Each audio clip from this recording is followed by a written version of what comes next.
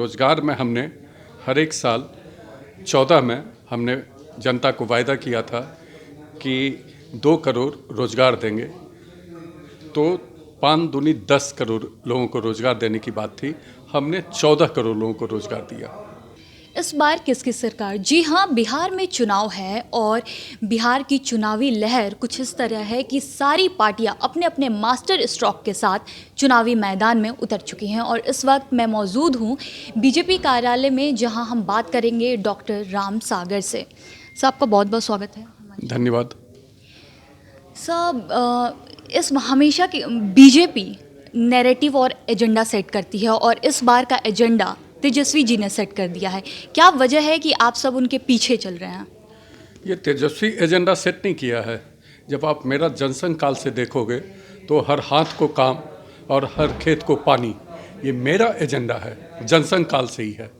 इसलिए उसके एजेंडे की बात आप मत करो। ये मेरा बहुत पुराना एजेंडा है और हमने हर खेत को पानी पहुंचाने का काम किया और हर हाथ को काम यहाँ रोजगार की बात हो रही है। हाँ, रोजगार का एजेंडा। हर हाथ को काम देने का मतलब रोजगार से ही होता है।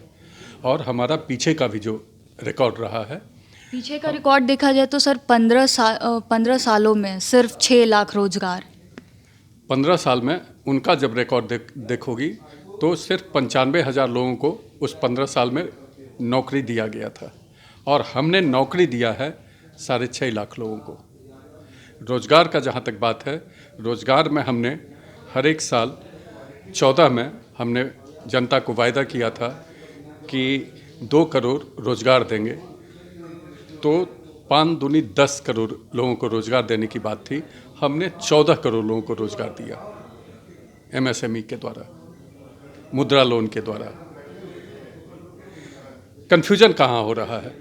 कन्फ्यूजन विपक्ष जो रोज़गार देने की बात है उसको नौकरी से जोड़ करके जनता को गलतफहमी में डाल करके धोखे में डाल रहे हैं।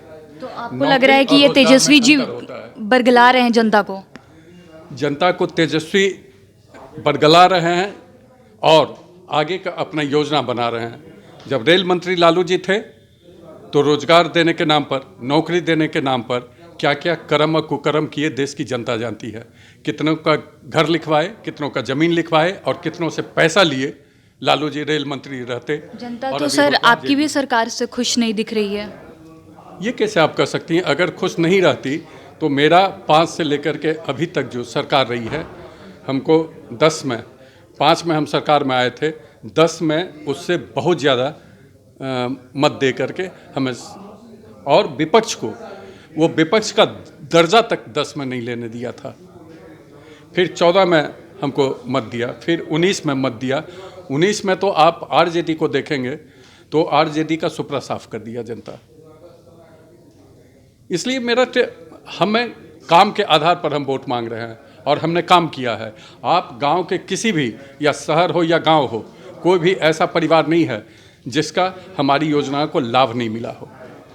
चाहे किसी को पक्का मकान मिला, यहाँ 28,33,504 लोगों को पक्का मकान बनाया गया प्रधानमंत्री मकान योजना में।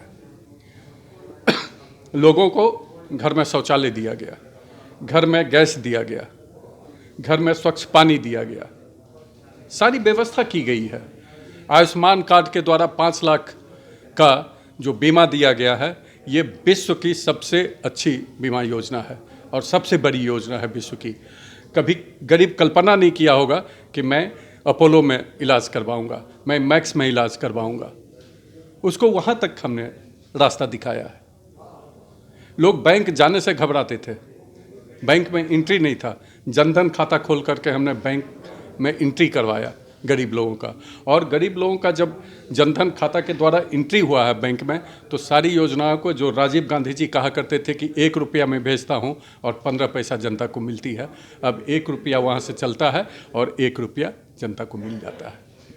तेजस्वी जी ने बोला कि वो 10 लाख रोजगार देंगे, आप लोगों ने बोला 19 लाख रोजगार देंगे। जब तेजस्वी जी ने 10 लाख रोजगार की बात करी, तब नीतीश जी ने बोला कि उसके लिए पैसा कहाँ आएगा। तो अब 19 लाख रोजगार के लिए पैसा कहाँ से आएगा? मैं बड़ा क्लियर कर दे, फिर मैं कह रहा हूँ, नौकरी और रोजगार में अंतर को समझना होगा। हमने 19 लाख में 4 लाख नौकरी देने की बात की है। हमने 3 लाख शिक्षक की नियुक्ति की बात की है, वो नौकरी है। हमने मेडिकल में 1 लाख लोगों को नौकरी देने की बात की है। 10,000 डॉक्टर की नियुक्ति होगी। पीछे आप देखेंगे तो 26,000 लोगों को हमने नियुक्ति दिया है मेडिकल में।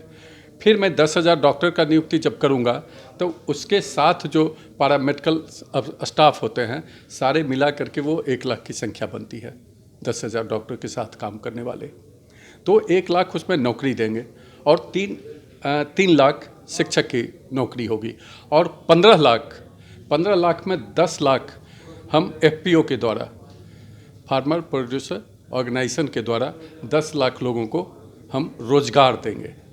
और IT जो 177 करोड़ बिलियन डॉलर का रोजगार भारत में है, उसमें हम IT में 5 साल में हम 5 लाख लोगों को रोजगार देने जा रहे हैं।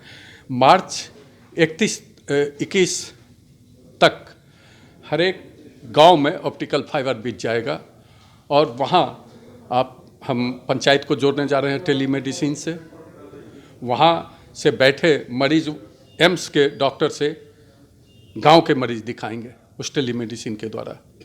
उसकी व्यवस्था करने जा रहे हैं। जितना आप जो ग्राहक सेवा केंद्र होता है, जब ऑप्टिकल फाइबर पंचायत में गांव में बिछ जाएगा तो अब लोगों को ब्लॉक नहीं जाना पड़ेगा, उसको उनको पंचायत में ही, चाहे वो आवास योजना हो, चाहे उनको आय प्रमाण पत्र हो, या जिस तरह का भी आवास के लिए जितना भी प्रमाण पत्र है वो उनको वहीं से मिल जाएगा, पंचायत से ही सारी व्यवस्था हो जाएगी।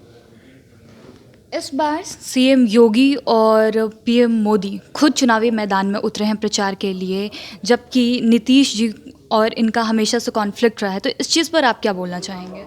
क्या वजह रही है इस चीज़ की? अगर कॉन्फ्लिक्ट रहता तो फिर हम लोग साथ में गठबंधन ही नहीं करते। गठबंधन ही बता रहा कि कॉन्फ्लिक्ट नहीं है।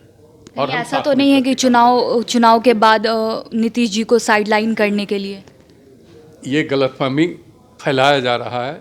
मैं फिर आज के आपके चैनल के माध्यम से कहना चाहता हूं कि हमारे शीर्ष नेतृत्व प्रधानमंत्री मोदी जी मन से कह चुके हैं कि नीतीश जी के नेतृत्व में नीतीश जी मुख्यमंत्री होंगे। हमारे अमित शाह जी कह चुके हैं, हमारे JP नड्डा जी राष्ट्रीय अध्यक्ष कह चुके हैं, हमारे प्रदेश अध्यक्ष संजय जायसवाल जी कह चुके हैं। सारे लोगों के कहने के बाद फिर ये सवाल कहाँ होता है? हम चुनाव ही लड़ रहे हैं नीतीश कुमार जी को मुख्यमंत्री बनाने के लिए। उन्हीं के नेतृत्व में चुनाव लड़ने की बात है, उनको मुख्यमंत्री बनाने की बात है। बहरहाल अभी के लिए इतना ही। बने रहे हमारे चैनल BTV के साथ, और अगर आपको हमारा चैनल पसंद आए तो हमारे चैनल को लाइक करें, सब्सक्राइब करें और बेल आइकन दबाना ना भूलें। धन्यवाद।